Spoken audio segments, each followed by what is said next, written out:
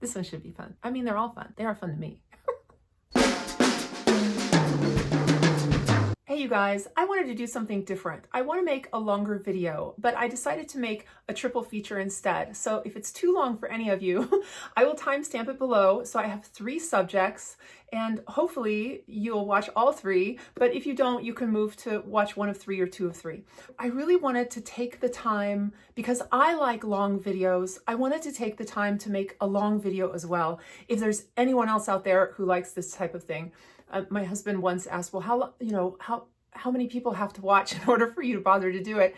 And my answer is always 1. If there's just one other person out there who is very similar to me, is doing the same thing, then I'm making that video for that person. So hopefully there's more than just 1. Here goes. The topics are, the first one I'll do is 8 resources for a homeschool mom.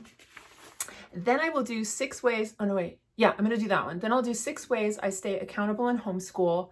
And the final one is a fun one, and that will be what is in our homeschool travel pack. Because when we travel, we are still doing homeschool. And so I thought I would show you what we have that we can either already have in our backpack, and then we only have a few things, other things that we throw in there and we go. So this could be even, it's not for times when we're going to the dentist, but it's long trips or day trips where we're going to do something, or a field trip, and then we've got a couple hours in the car to do something. Or we have really long winters up here, and if we're not snowed in and we're kind of sick of being inside, then I'll ask Morgan if she wants to go to a cafe in Grand Forks, and we will grab our little go bags for homeschool and go to a cafe and sit there and do homeschool. So that's going to be the last one. So I'm going to start with 8 resources for a homeschool mom. I've been compiling these for a few months because this is my 2nd year of homeschool, and I feel like I should know all of the things that I have available to me, all of my resources as a homeschool mom, but I know that I don't. I feel in the back of my mind that I am at a sort of constant deficit because I don't know what I don't know. So as I discover things, I've been writing a list, and there are a few things on here, I think 2 things, that nobody's really talked about or that I haven't seen.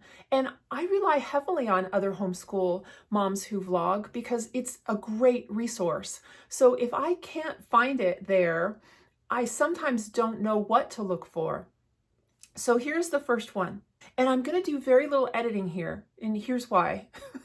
I know that I come across as kind of jerky because I eliminate a lot of my ums, and so I edit heavily, but I'm just going to try to keep this free flowing and work through my deficit and watch my speech. So I guess, I don't know, count how many ums I say in this one.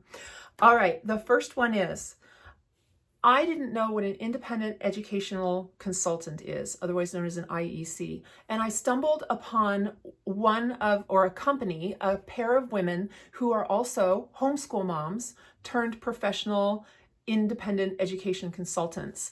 And their YouTube channel is Simplify Homeschool.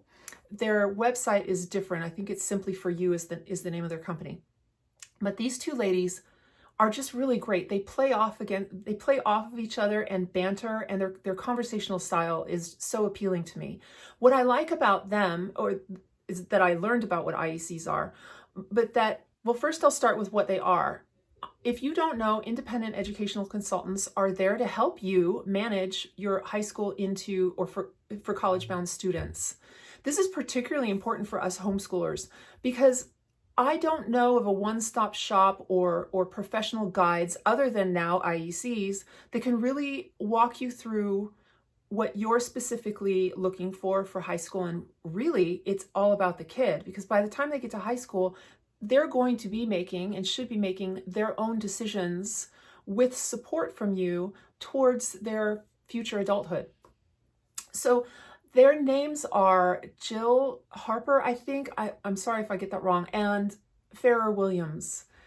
They have, if you scroll all the way down, they have a 4-part mini-series in the space of 5 videos, and it's titled High School to College Summer Series. And the first one is really appealing to me because it covers middle school. And there are things there that I just hadn't considered. I didn't know. So then the next video they have covers freshman and sophomore for high school. And then there's 2 videos covering junior year because it's more complicated and in depth. And then the final one is senior year, bound for college. So IECs can be costly, and the least expensive ones are anywhere from $85 to $200 an hour. So I can see if you're striking for an Ivy League university that has sort of a lottery style enrollment, you might be a parent who wants to spend upwards of $10,000 working with an IEC to get your child into university. But they're there, especially Simplify Homeschool, Jill and Farrer, they're there to help the regular kid, and not just gifted children. They're there to help emotionally or physically challenged children. We all have weaknesses, and they're really good at walking you through those. But I'm not encouraging you to purchase the time of an IEC. Look at their YouTube channel because it's free, and they're current as of last year. So all that information, they have talked to admissions from dozens and dozens of universities. They know what universities are looking for, and they know which universities are looking for what. That can be particularly enticing for Morgan and I in the future, should she choose to be college bound. All right, so that's IECs. The second one is, and another thing that people don't talk about, is university professors. I have called 3 in the last 18 months and asked for assistance.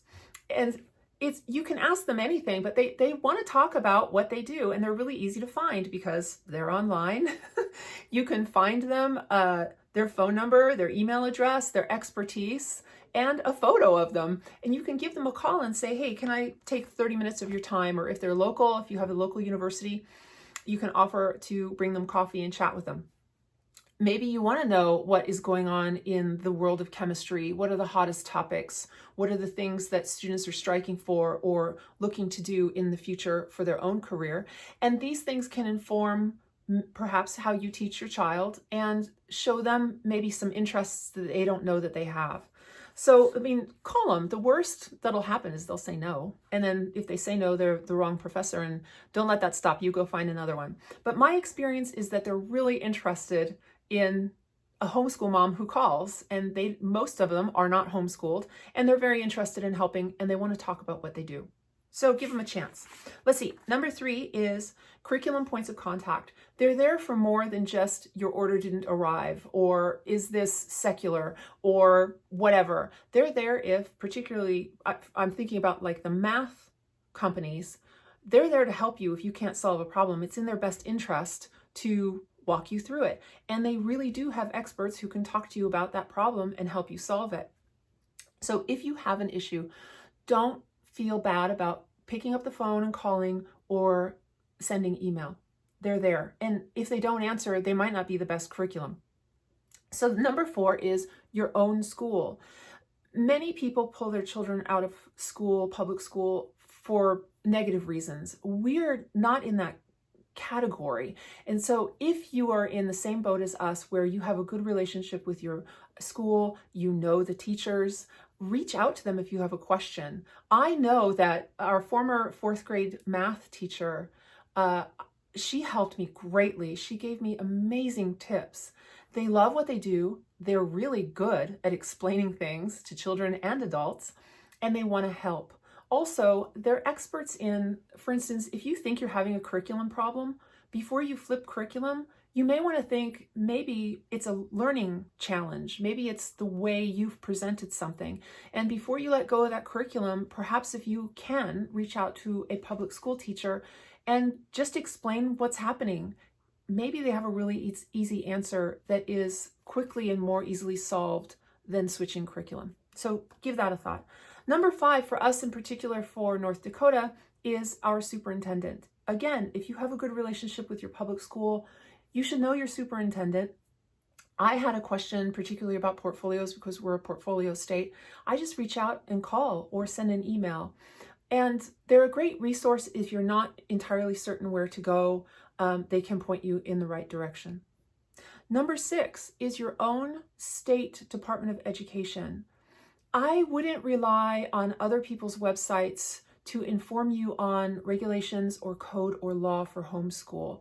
I would really go to the source, because your Department of Education will has to have the most updated law posted. And typical to state and federal websites, they cost too much to make and they're really hard to navigate. So if you get onto yours and you can't find what you're looking for, there should be a POC. There must be a POC. Reach out to them, call them, email them. In my case, I couldn't find a certain page of the code for some reason. Everything else was there except the one page, of course, that I was looking for.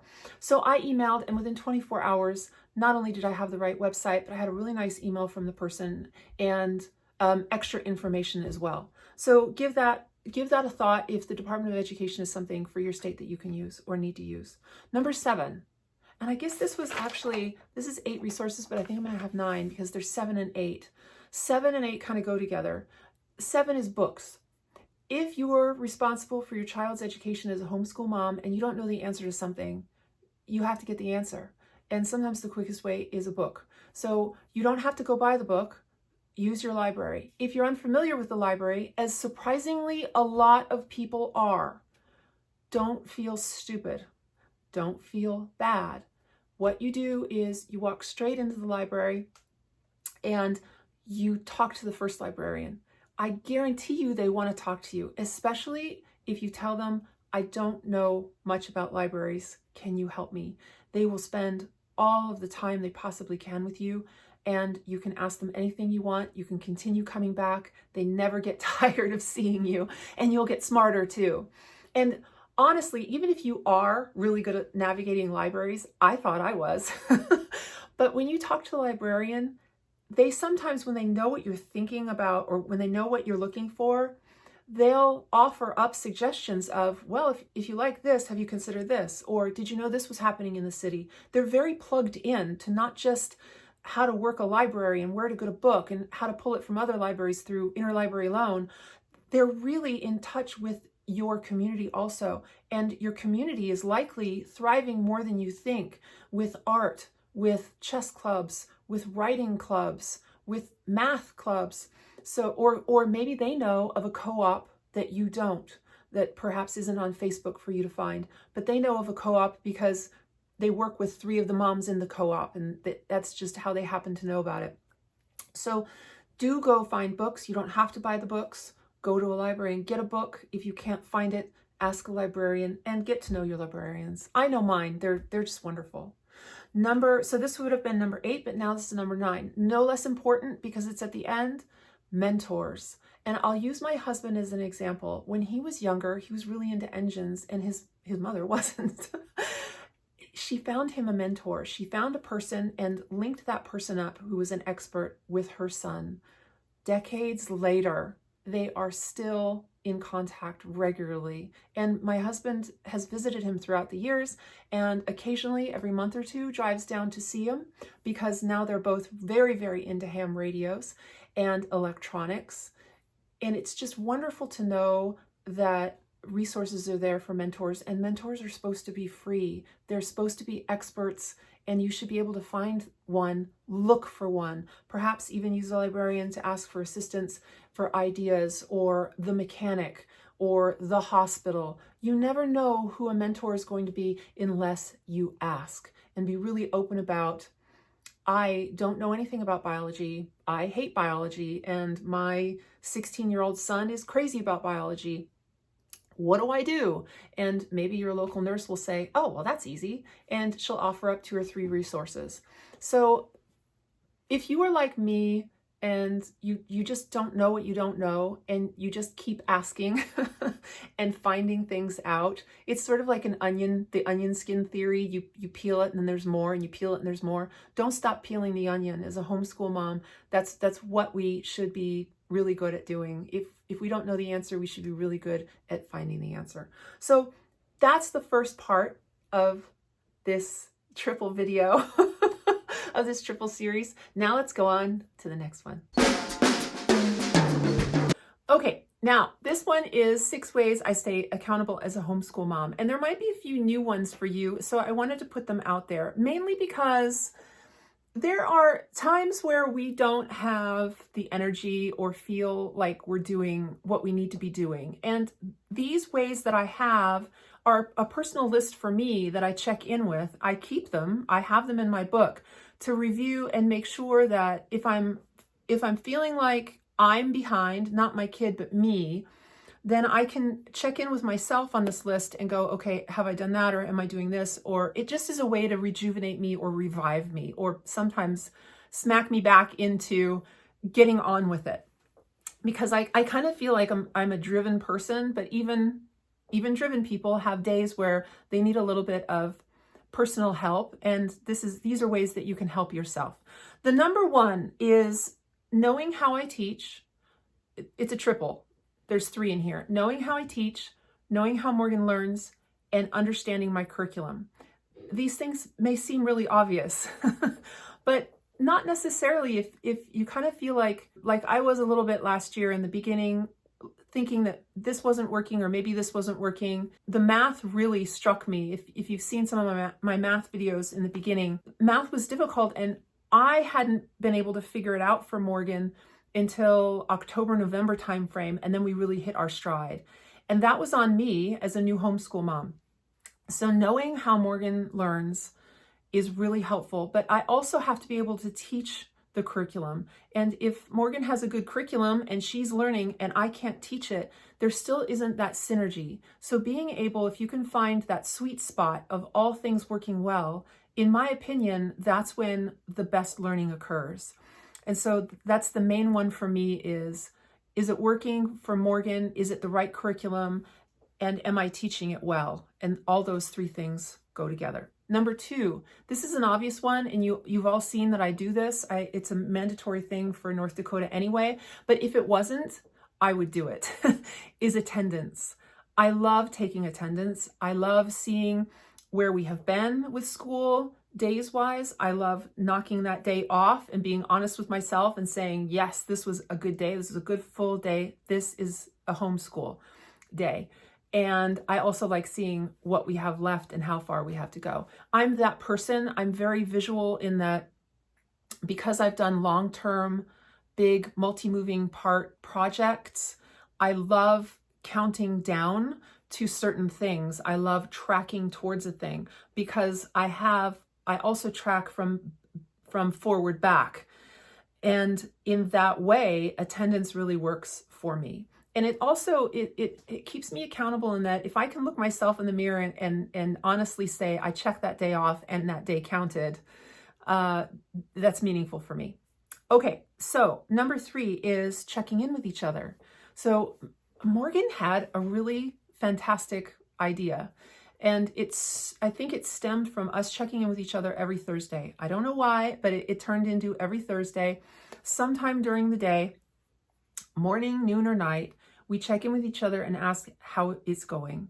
How is it going with school? How are you feeling? How has this week been? Has this, or this been too hard?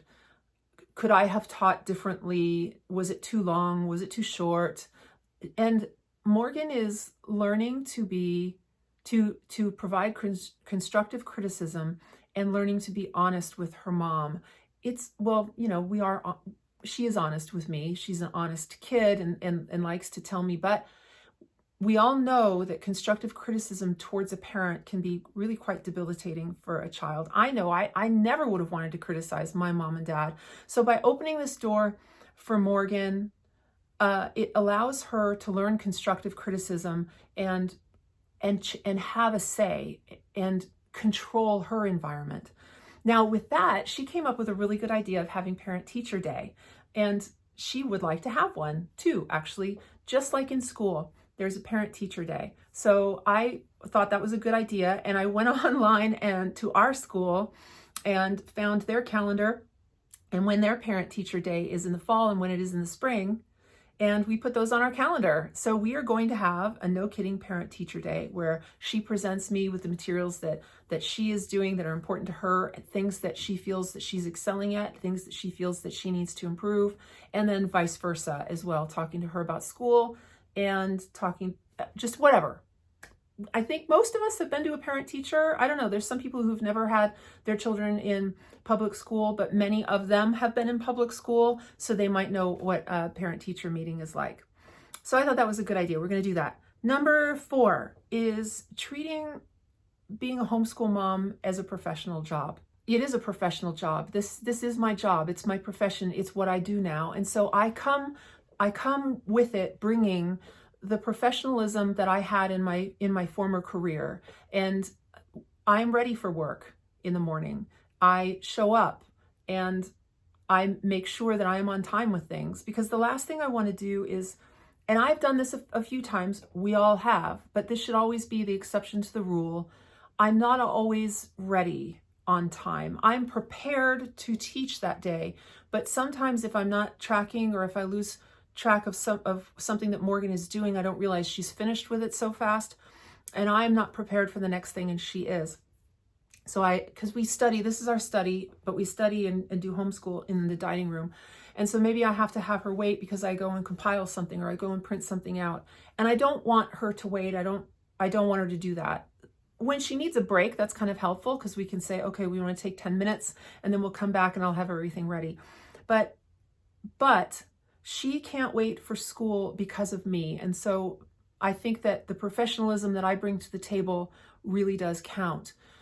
Also, it teaches her professionalism. It teaches her that she's a professional student and she should want to do it well, and it should be fun. You should like the job that you do, and her job right now is school. Number 5, our portfolio. If you're not in a portfolio state, I really encourage you to get a portfolio or get a binder and create your own portfolio anyway. Because the one that actually I should have pulled it. I'll show you our 4th grade portfolio. So I showed you the binder of all of Morgan's math, because she did so much math last year that we had to put it in a separate binder until I could cull through it and pull. I think what I did was, for every subject, I pulled 1 to 2 lessons a week and put it chronologically from latest to earliest in each kind of tab in each subject. And so then I added it into, and I put a different cover.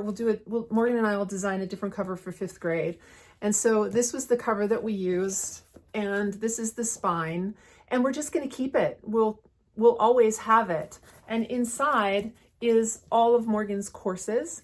And in the back, it also has the rules and regulations for homeschool for the state, just in case I needed to thumb through it. It'd also be nice to see if it changes over the years. I'll always have a printout.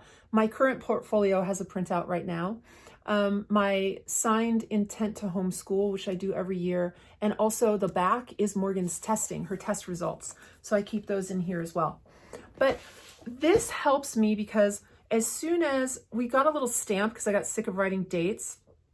And in fact, if you have multiple kids, you should get a stamp with your kid's name on it so that they don't have to write their name on every piece of paper. You can just stamp it and done, unless they need to learn how to write their name if they're younger, then that's different.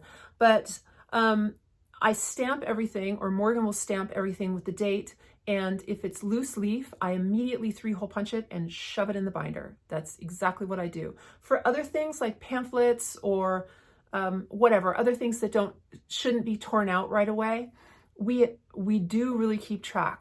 I do like to be organized. I kind of pride myself in that I'm not completely scattered physically, because mentally I know that I'm a bit scatterbrained. So because I know that as a weakness, I get distracted very easily. I make sure that I have my routine during the day to compile Morgan's stuff. So if you are not in a portfolio state, you should make a portfolio anyway, because over the years, I'm certain this will be really fun to look back on. Okay, what do we have next? Oh, the last one, which is sort of talked about earlier, number 6, staying one step ahead. And this actually kind of grows off of what I had talked about previously about not being ready immediately for the next lesson if Morgan is ready. But I am ready to teach. So I stay every night. I look to see what I need to do, and I stay one step ahead of Morgan, if not further than one step ahead of Morgan, so that our homeschool, it appears disjointed to me sometimes, or I feel like I'm behind in one area and not another. Everything is kind of uneven in my mind. But I like to think that it doesn't appear that way to my kid during school, that I want it to be smooth sailing and show her that it looks easy, even though it's not, so that as she grows up, she knows what it looks like and what it takes to prepare to be ready to really have a leg up on yourself. You should always want to compete against yourself. Be better than you were the next day. I've never competed against anyone else in my entire life, not even in a race. Even when I was a runner, I didn't compete against that guy. I competed against my last time in the race. And so I'm showing Morgan how good we can be if we stay ahead. So that was the list. I hope you liked that list. All right, next one is our homeschool travel packs. This one should be fun. I mean, they're all fun. They are fun to me. I'm a list person, so I like to make this kind of fun to look at. And I have a travel list here that I do I do everything in Canva because it's free and it's just easy. But what I do is I have a travel checklist, not just for me, but for Morgan. And so this is kind of pared down to something smaller that we can keep in our traveler's notebooks. So the biggest thing is we each have a thing to carry our stuff in. And I always use a tote and Morgan has a backpack. So with that, she knows which backpack she uses for travel when we do homeschool. And so she can go straight to her traveler's notebook, which is she'll take with her also. We take ours with us because this kind of holds a lot of stuff for us, a lot of reminders and things. And she can go straight into hers. I'll show you mine because this is now Morgan's kind of personal thing. And so I likely won't show the inside of this anymore, but it's super cool. But I will show you mine. And so I go straight into the year. Yeah, the year. And here's where I keep it. So if I say one day, hey, I'm super bored of being in here in the dining room. Do you want to go into town and we'll do homeschool at a cafe? So then we know to go into our traveler's notebook and look at, and this will be somewhere else. It's usually on the side of the refrigerator, but I'll open mine up and I'll go through. The reason why we have Mom's and Morgan's is because this is one way of many that I show Morgan that I'm not just raising a kid. I'm raising a kid to become an adult. For instance, I no longer pack Morgan's suitcase for her. I think that if she forgets her toothbrush, she needs to work it out. You know, we'll have to find a way. Or if she forgets something, it's in her best interest not to do that. I think as a 10-year-old, she's more than capable of packing her own stuff. I don't do that and I don't baby her in that way. So she has her list and I have my list. So then I'll just run through what I have and let's see. So I've got the tote, assuming, and then I have my pencil case. In my pencil case is a duplicate of all of my favorite stuff. So I don't empty this. This essentially stays in my travel tote and doesn't get used until we travel. So I always have washi tape. I have my favorite highlighter, my favorite pencils. Is that my, yeah, that's my favorite one. This is a friction, but it's a real thin or 0.5. And I love this because it's just smaller and it's erasable. Then I've got my sketch pen. I've got my fountain pen. And because we paint, I bring a cheap paintbrush because we don't take real good care of them. We don't have a cover for them. So we just throw a cheap paintbrush in there just in case we want to paint. And then this is super handy. I love these. So we check things off by just pushing a dot on there. And I always keep one of those in my pack. And then a little mini ruler, little sticky tabs, an eraser, a rubber band. You never know when you're going to need one. You're never going to know when you're going to need one of those. And a pencil sharpener. I don't have anything to sharpen, but I always throw a pencil sharpener in here just in case. I don't know why. Probably because sometimes I have a regular pencil in here. So then Morgan will do the same. She will also have her own pencil case, and she's responsible for carrying all her stuff. So she chooses this one, and in hers, she has, oh yes, so she's got another way to check off her stuff too. This is kind of cute. So she can do that with things that she wants to check off. And she's got baking washi tape. That's kind of cute. Her favorite pencil. Her current 3 favorite pens. These are Le Pens. These are really cool. This is her highlighter, her little stamp thing, if she wants to check stuff off. You know, that never comes out looking like a strawberry when I do it. There we go. It's supposed to be a strawberry. It's a good way to check stuff off. She's got her own sticky notes, another fave pen, a couple of brushes, her favorite ink pen, pencil, and another little what's it. I love those things. What else is in here? Her sharpener and her eraser. So she has all of the stuff in here. This stays in here and it stays in her backpack. So then we will each have a sketchbook. We have the same identical sketchbook. I got a smaller one. This is, I don't know what this is. It's like an 8x4. I don't know. And then Morgan's got hers as well. And we can do watercolors in here or just sketch or whatever. It doesn't matter. So we each have that and we each keep that with us. And I'm the one who carries the watercolors. This is the one that I use for travel. And what's nice is if you do need another watercolor or another brush, it's in there. So I carry that in case we want to do paint, and pastels or pencils. And now we're kind of in a pastel kick. So I bought these specifically to, and these come off really easily. So maybe that's what the rubber band is for in the future, to keep these together. But I bought some specifically for a pack so that we could do pastel drawings. And then I always have extra sticky notes. I have sticky notes in here in my traveler's notebook with my favorite pencil and one of my favorite ink pens. Oh, I love Stabilo. I've been using these since I was like little. I also keep an extra sticky in my backpack. Then there is, what else do I have here? Oh, this isn't on the list and it should have been, because I revamp this list every season and I make it kind of fun and seasonal. And this is a junk book. And so we each always have a junk book, and it could be for anything, just for notes that later on we want to transfer into a more formal, like our main lesson book, or math or whatever. If I need to show something or explain something and I need paper, we have a junk book, each of us do. And then I have a reader, and this is something I haven't shown you guys, but I keep this in my pack in case we want to do some out loud reading, and it's short stories. So, or it can be, and there's poetry too. So these are all short stories and poetry and all different sorts of things that I can read if we want to just do a read aloud for an hour or less.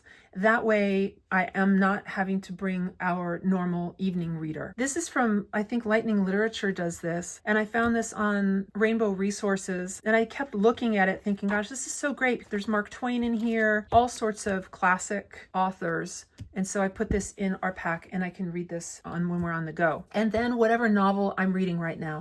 So I've just finished The Beautiful Struggle by Ta-Nehisi Coates. Amazing. I don't know what the original is. It's probably very gritty, but the young adult version is artful and fantastic. It was kind of tearful in the end that how he makes it out of Baltimore after the crack epidemic in Baltimore in the 80s. He grew up during that era. So I finished that book, and now what is in what I'm reading now is a classic. I bought this used because this is the exact cover that my mother had in the 80s when she read The Thornbirds. And so I watched her read The Thornbirds, and then it became so popular. It was a mini series on TV that we all just sort of watched and were enthralled with. And so I'm reading it now for myself as an adult. So then Morgan's, let's see, she has her sketchbook. She has her math folder. So this is where her binder or her folder and her pack become a little different. She has her math, and I do pack what is in here. And this is the only thing that is not necessarily grab and go because it needs to be current. And we don't always use this, but I need current math in here. So I pulled a few pages that we hadn't used from a few weeks ago, just to give you an example. But what I would do is pull from Math UC, just rip out the next couple of pages real fast, and then throw in our Key to Fractions book in here as well. Takes seconds and we're done. So while I'm responsible for filling this, Morgan's responsible for packing it in her own pack. And then we have her French workbook. We have a few French workbooks, actually several from last year. And this is one that we used but didn't finish. I like to keep this, since it's empty in half of it, I like to keep this in her pack, or have her keep it in her pack, so that we can pick it up. And much of this is review now. Even though we haven't done this book, we've done the work somewhere. And I find that that's really handy, because she knows this book really well, but hasn't finished it, and can work through it at her pace and pick up whatever she wants to do her French. So then with that, she'll also have her French readers. And these are some that she's read before, but that are really nice to have and just read aloud real quick, where she whisper reads for herself to practice pronunciation, to think about the vocabulary and the verb conjugations and the plurals that are in all of these books. And so we keep several in her backpack. This is one of our favorites. We love Semi à Paris. We've used this a bazillion times. And then whatever Morgan is reading. So she does have to go and grab what she's reading. And this is not what she's reading now, but it's an example. She would grab this book and chuck it in her pack. So we don't have a completely grab and go. We don't have a go bag where everything is already in there and we just grab it and go. There are a few things that we do need to add into our backpack before we leave, but that's what this travel list is for, and our traveler's notebooks, so that no matter what, we just grab this, we open it up, and we look what each of us are responsible for. And that's it. That's how we travel school, and it works. Okay, guys, that's it for me. I hope you enjoyed the triple series this week, and let me know what your thoughts and put your comments down below for others. Thanks so much for watching. See ya.